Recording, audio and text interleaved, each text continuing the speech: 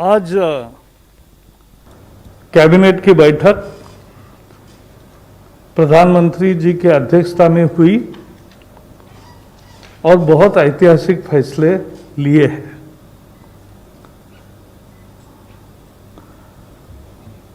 आज नौकरी के लिए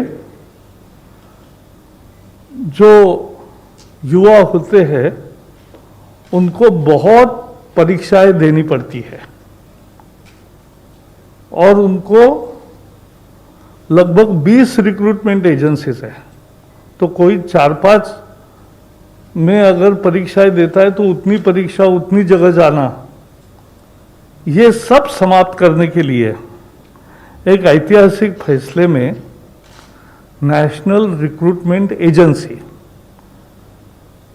राष्ट्रीय भर्ती संस्था, ये परीक्षा लेने वाली कॉमन एलिजिबिलिटी टेस्ट ये लेगी और इसका करोड़ों छात्रों को लाभ मिलेगा। छात्रों को यानी युवाओं को लाभ मिलेगा जो नौकरी के लिए आवेदन करते हैं। इसके बारे में विस्तार से जानकारी देने के लिए हमारे साथी जितेंद्र सिंह जी आए हैं, लेकिन मैं इतना ही कहूंगा कि ये मांग थी पूरे युवा पीढ़ी की सालों से, लेकिन नहीं हो रहा था। लेकिन इस एक निर्णय से, नेशनल रिक्रूटमेंट एजेंसी से एक परीक्षा, उससे उनकी तकलीफ भी दूर होगी, उनका पैसा भी बचेगा और मानसिक स्वास्थ्य भी ठीक रहेगा। बहुत दौड़ धूप नहीं होगी और एक ही परीक्षा से उनको आगे जाने का मौका मिलेगा। दूसरा महत्वपूर्ण निर्णय है 1 करोड़ गन्ना किसानों के लिए। इस साल भी परंपरा के अनुसार जो फेयर एंड रेम्यूनरेटिव प्राइसेस है, लाभकारी मूल्य बढ़ाकर दिया है। अब 285 रुपए पर क्विंटल यानी 2850 रुपए एक टन का दाम निश्चित हुआ है और 1% अगर रिकवरी बढ़ेगी, 10% रिकवरी के आधार पर यह है, लेकिन अगर 11% रिकवरी होती है तो 28 रुपये 50 पैसे ज्यादा मिलेंगे पर क्विंटल और 9.5 या उससे भी कम अगर रहता है तो भी गन्ना किसान को संरक्षण देते हुए 270 रुपए का दाम मिलेगा। यह निर्णय भी किया है, 270 रुपये 50 पैसे 75 पैसे।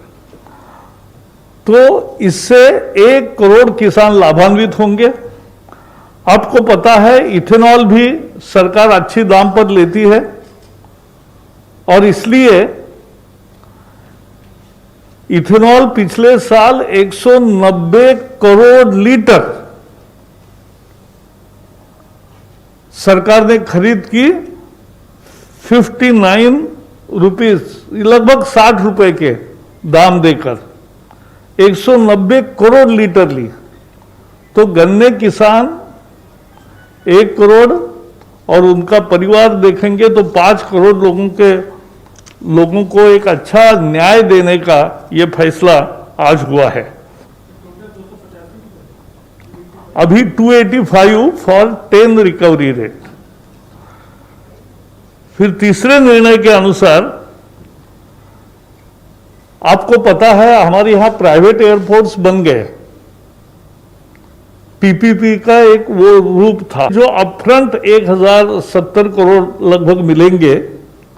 ये एयरपोर्ट अथॉरिटी ऑफ इंडिया दूसरे छोटे शहरों में एयरपोर्ट का विकास करने में काम उपयोग में लाएगी। ये पैसा बहुत महत्वपूर्ण है और दूसरा फायदा यह होगा कि यात्रियों को अच्छी सुविधा मिलेगी। यात्रियों के अच्छा सुविधा के साथ साथ एक नई कार्यक्षमता, नई ऊर्जा आएगी और सबसे बड़ी बात है कि एयरपोर्ट अथॉरिटी ऑफ इंडिया ये परमानेंट प्राइवेट को नहीं दे रहा है। ये 50 साल वो चलाने के बाद फिर से एयरपोर्ट ऑफ इंडिया को ये एयरपोर्ट्स वापस मिलेंगे। एक चौथे निर्णय में पावर सेक्टर की अभी एक प्रॉब्लम है। कोविड के कारण खपत कम है, कोविड के कारण ग्राहकों का बिल, इंडस्ट्रियल मांग भी कम है और बिल सारा जमा नहीं हो रहा है समय पे, इसलिए दिक्कत में है राज्य की डिस्कॉम्स। उनको राहत देने के लिए पावर फाइनेंस कॉरपोरेशन और रूरल इलेक्ट्रिफिकेशन कॉरपोरेशन, इनको वर्किंग कैपिटल के 25% अधिक लोन देने का जो अधिकार था वो इस साल मिलेगा above limit of working capital with cap of 25%। तो ये उनको आज ज्यादा लोन की रकम मिलेगी, उससे डिस्कॉम की लिक्विडिटी बढ़ेगी और डिस्कॉम्स काम कर सकेंगे, बिजली नहीं जाएगी। इसके लिए ये बहुत सुधार जरूरी था। तो कोविड के चलते जो उपाय सरकार लगातार कर रही है उसमें ये भी एक उपाय महत्वपूर्ण है। जो C, REC and PF was giving 25%. So now this year I'll just tell you. Now Power Finance Corporation and Rural Electrification Corporation, REC, for extending loans to distribution companies, DISCOMs, above limit of working capital cap of 25% of last year's revenue. पिछले साल के total revenue discom का जितना मिलता है उसका 25% ही working capital के रूप में दिया जाता था, उससे अब ज्यादा मिलेगा। जरूरत के अनुसार 25% की कैप को अभी थोड़ा सा स्थगित कर दिया गया है स्थिति सामान्य होने तक, और ये सभी राज्यों को फायदा होगा और लिक्विडिटी बढ़ेगी। पांचवें निर्णय के अनुसार एक ऐसा ही निर्णय लिया है एमएसएमई के फायदे के लिए, मध्यम सूक्ष्म एवं लघु उद्योगों के लिए। उनके काम करने के बाद बिल का भुगतान 90 दिन के बाद होता है, तो ये बिल का भुगतान देरी से होने पर उनकी लिक्विडिटी प्रॉब्लम आता है और इसलिए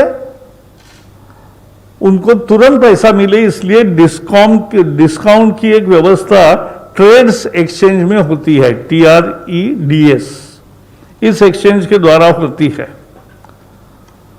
अब उसमें ऐसे प्रावधान किए गए कि पहले केवल NBFC लिमिटेड नंबर के लोग ही उसमें थे, बैंक्स और NBFCs।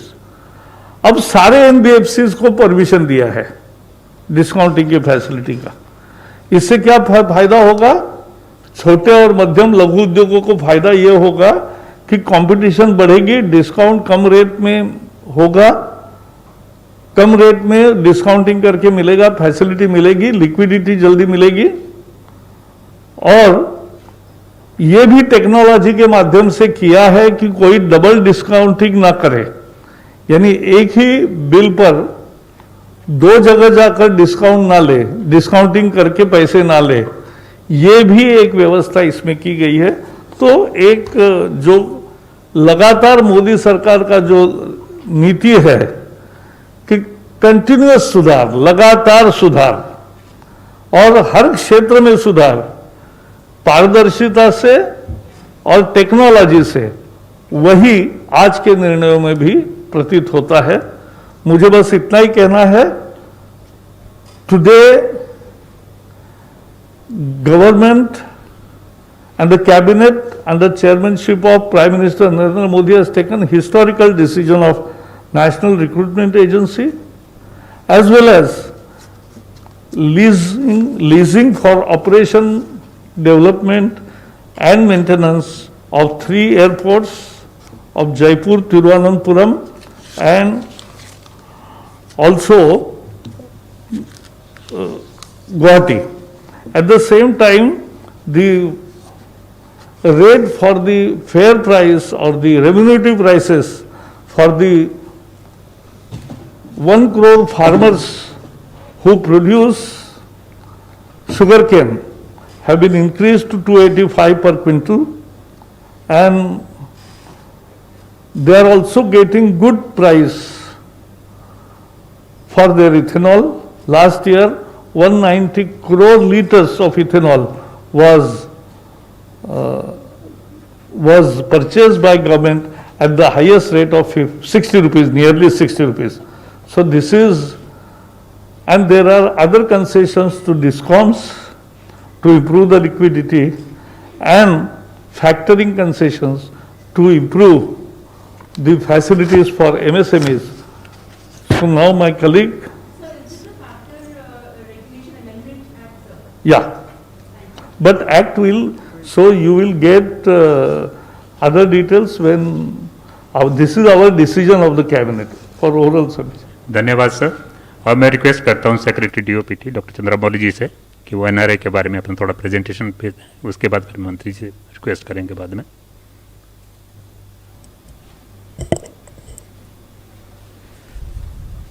Today, the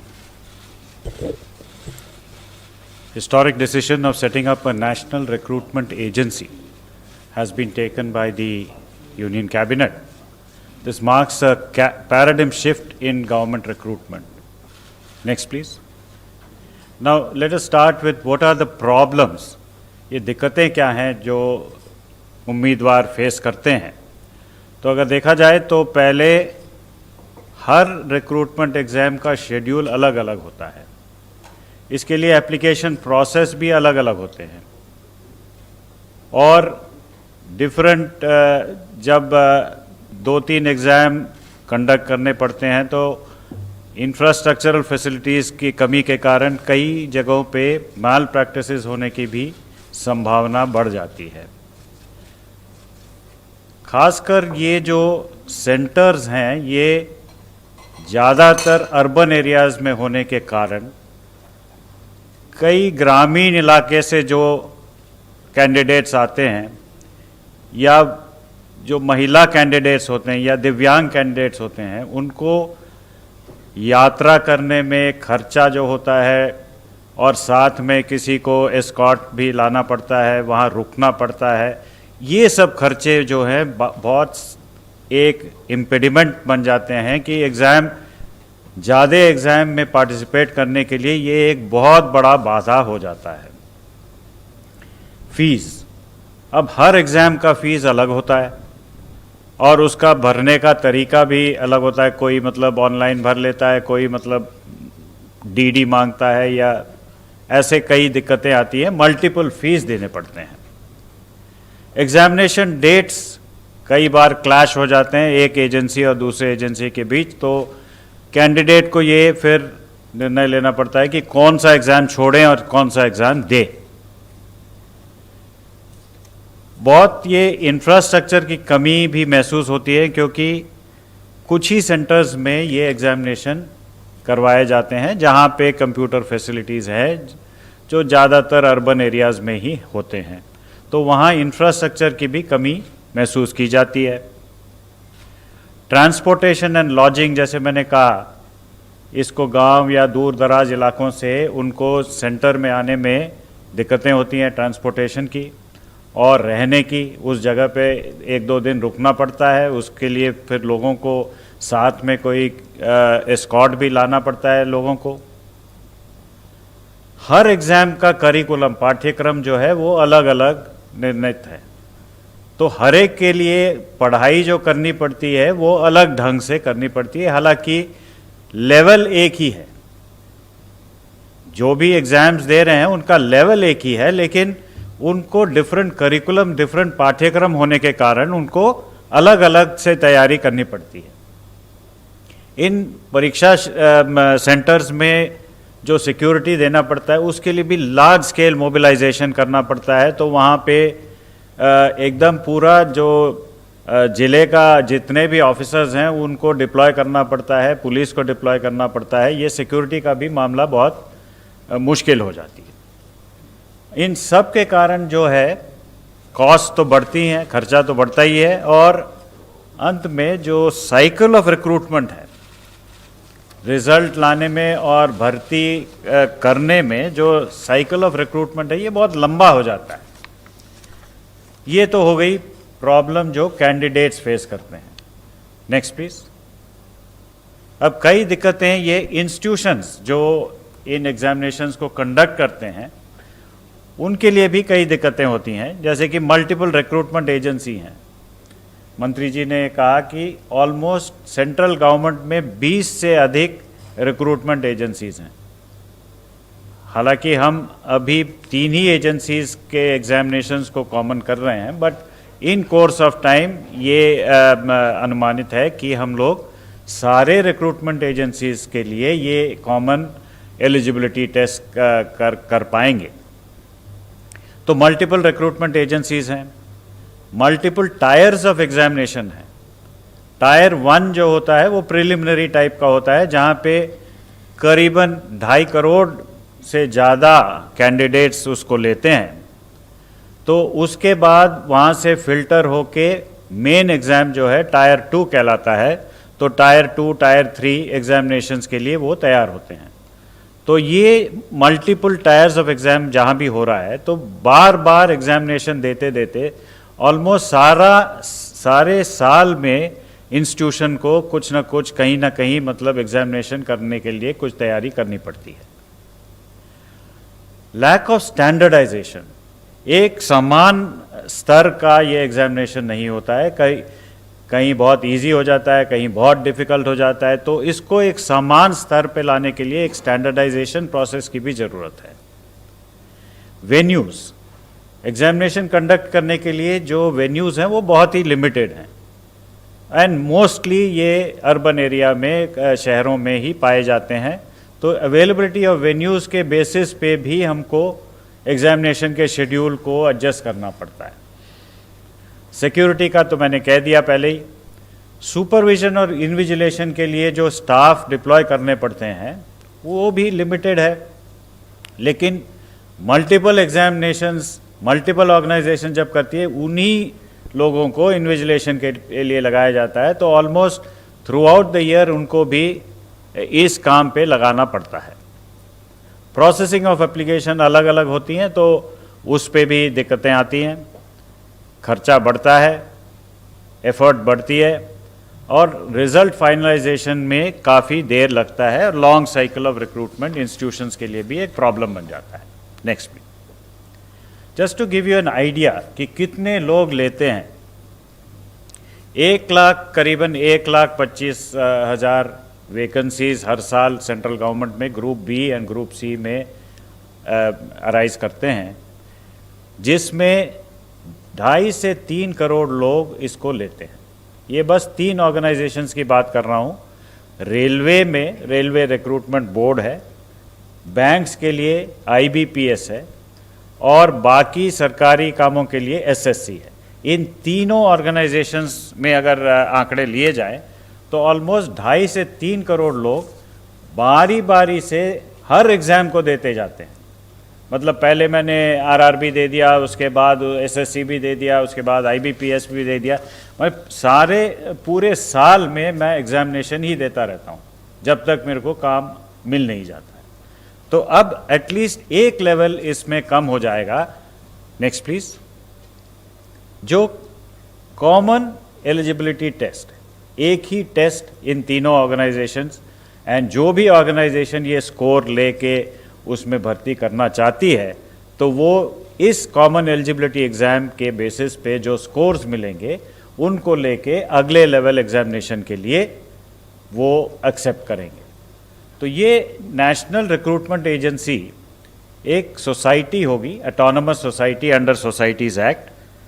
तो इसमें तीनों एजेंसीज के रिप्रेजेंटेटिव्स होंगे, जैसे मैंने कहा एसएससी के, आरआरबी के और आईबीपीएस के, तीनों के रिप्रेजेंटेटिव्स होंगे इस सोसाइटी को फॉर्म करने में, गवर्निंग बॉडीज में। ये कंडक्ट करेगा टायर 1 एग्जामिनेशन, जिसमें सबसे अधिक लोग पार्टिसिपेट करते हैं, वो 2.5 करोड़ जो मैंने कहा, वो फर्स्ट लेवल एग्जामिनेशन है, टायर 1 एग्जामिनेशन है, उसको कंडक्ट करेगी। ये फुल्ली ऑनलाइन एग्ज़ाम होगा, कंप्यूटर बेस्ड एग्ज़ाम होगा, और उसके स्कोर्स जो हैं वो इमीडिएटली कैंडिडेट को मिल जाएगा, जिसके बेसिस पे वो किसी भी एजेंसी में अपना, या एसएससी हो या आरआरबी हो या आईबीपीएस हो, वो स्कोर के आधार पे वो अप्लाई करके अगले लेवल एग्जामिनेशन ले सकते हैं। अब 3 ही एजेंसीज को पहले लिया है हमने, लेकिन in due course of time जैसे जैसे ये स्टेबलाइज होता जाएगा तो सारे रिक्रूटमेंट एजेंसीज में इस स्कोर को एक्सेप्टेंस देने की, इसको एक्सपैंड करने की भी हम सोच रहे हैं। तो इसमें फ़ायदा ये होगा कि स्टैंडर्ड करिकुलम होगा, एक ही करिकुलम होगा, एक पाठ्यक्रम के अनुसार एग्ज़ाम दिया जा सकता है।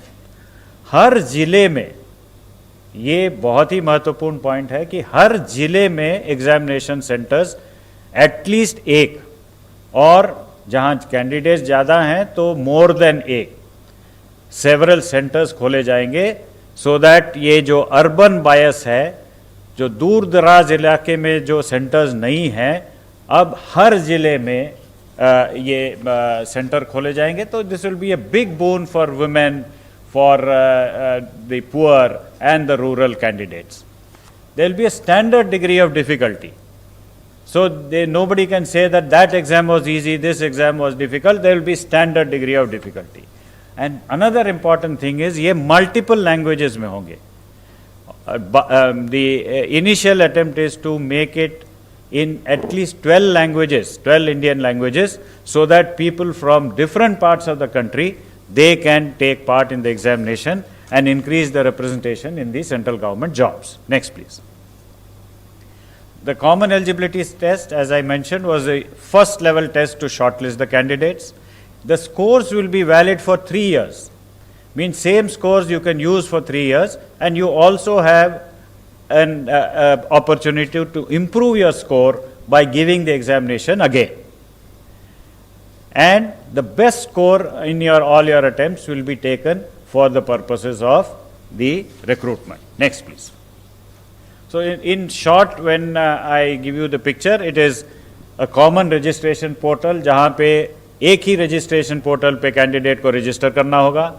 Question bank with same degree of difficulty, एक question bank होगा जिसमें से central server बहुत secure manner में रखा जाएगा.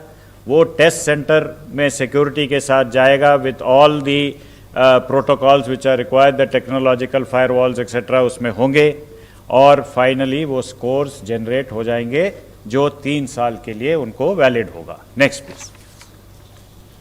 सो this is the benefit for the students. Again I would like to repeat, a common registration, a single fee, a common curriculum, standard question bank, score, secure examination process, a quicker generation of scores, reduced time for the recruitment cycles, better infrastructure we will be able to provide in the examination centers to the candidates, and then improved facilities and access for rural women, rural candidates, women candidates, disadvantaged candidates who will not have to travel long distances looking for safe places to stay for giving these examinations.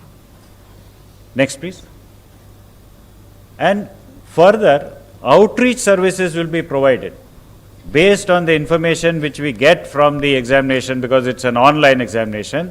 Aspirational districts, areas which are not throwing up many candidates, we would reach out to them, provide facilities to them. वहाँ पे ये facilitate करेंगे कि examination लिखा जाए, तो promote करेंगे वहाँ पे, और एक 24/7 हेल्पलाइन भी वहाँ होगा जिसमें कैंडिडेट्स को सुविधा होगी कि कोई भी उनको दिक्कत हो तो उसको समाधान कर सके.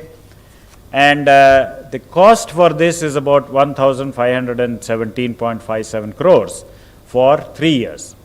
Of course, since 3 agencies are already incurring this cost separately, that will be a saving for those respective organizations, whereas this would be the cost which will be incurred by the new organization, which is the NRA. So net, there will be a savings to the government, and each of the organizations will actually save not only in cost but in effort and the time taken. Special provision has been made because in the aspirational districts the infrastructure is very poor. Therefore, to create connectivity infrastructure as well as examination infrastructure, a viability gap funding is also provided for in these 117 districts. So next please. Thank you very much. धन्यवाद sir. अब मैं request करता हूँ doctor Jitendra Singh ji से, sir आप थोड़ा संबोधित करें सर। धन्यवाद।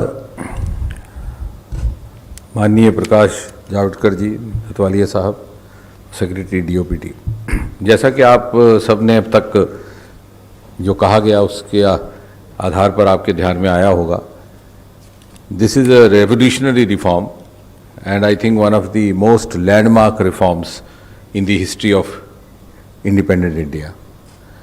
And it has been possible with the direct and the personal interest and intervention of Prime Minister Modi.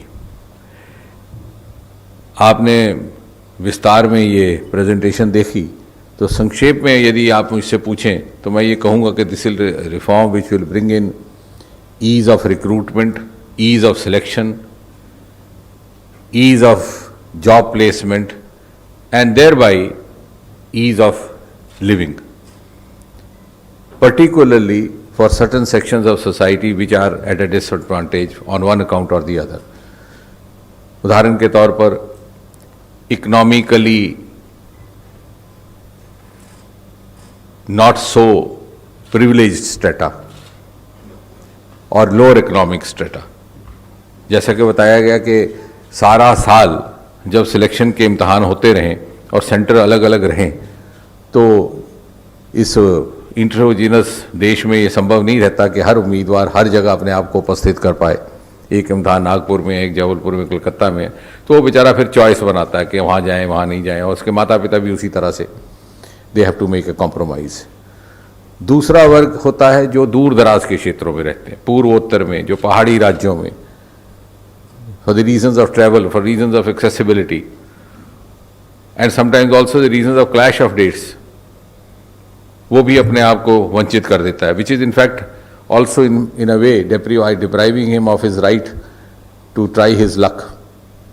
और तीसरा वर्ग जो हमारी महिला कैंडिडेट्स हैं, this has been our personal observation that many of the girl candidates, they forsake a selection test or a selection process simply because they have to travel to a different city where there's might be having some constraints of arrangement to stay, or they may not have a family member who can reliably escort them. तो parents ही कहते हैं कि बेटे रहने दो।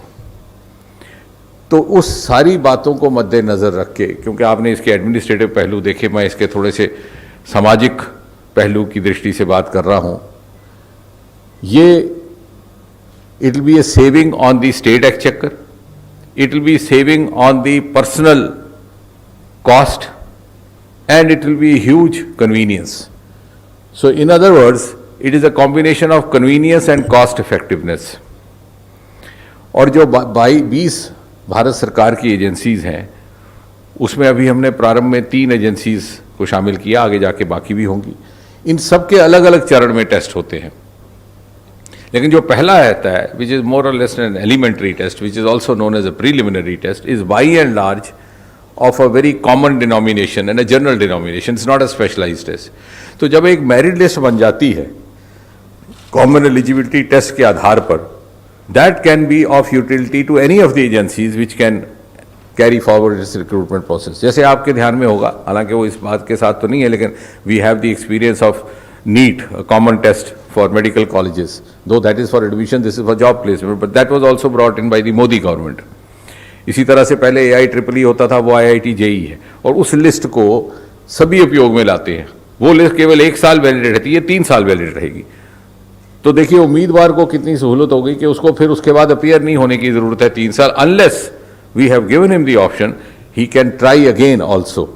to seek to improve his merit, because that is his fundamental right. We don't want to deprive him. अगर वो ना चाहे तो 3 साल के लिए ये लिस्ट वैलिड है।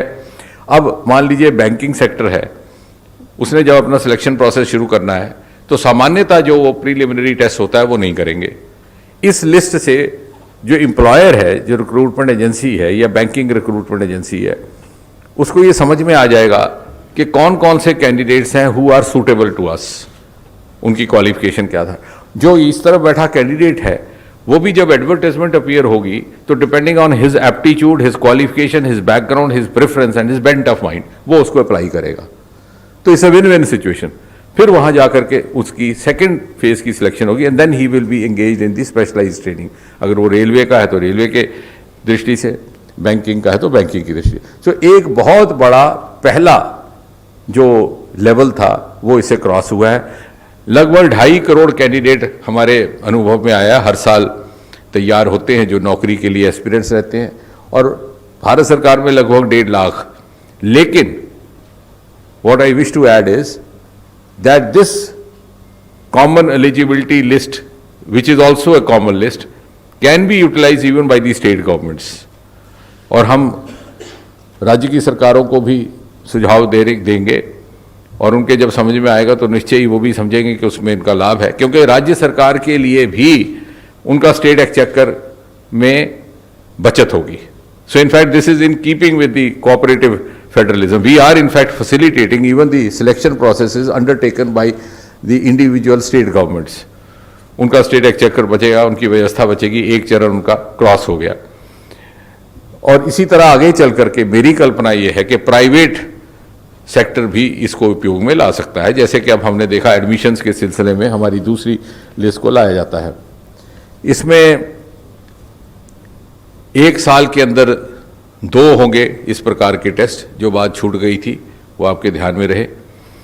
और जैसा कि बताया गया है आपको कि 1000 centre to begin with and at least 1 center necessarily in each district, so that, in other words, you can put it that no candidate will have to travel outside his district, which is a huge relief for those who come from background like many of us who had never seen a train. Actually, I had never seen a train before I went to a professional college.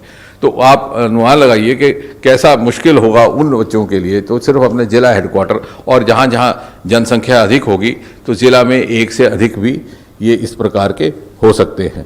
और इसके अलावा age relaxation में और जो बाकी सुविधाएं हैं उसमें कोई अंतर नहीं है। The age bar he can try as many times as he wants till his age permits. जो दूसरी कंसेशंस हैं फीस इत्यादि की वो भी वैसी रहेंगी, बल्कि एक इसमें फर्दर इम्प्रूवमेंट ये है कि पहले एक ज़माने में सिर्फ 2 लैंग्वेजेस में टेस्ट होता था, अब ये 12 लैंग्वेजेस में होगा। And gradually we'll go on increasing the number of languages so that we can try to include as many languages as possible from the 8th schedule.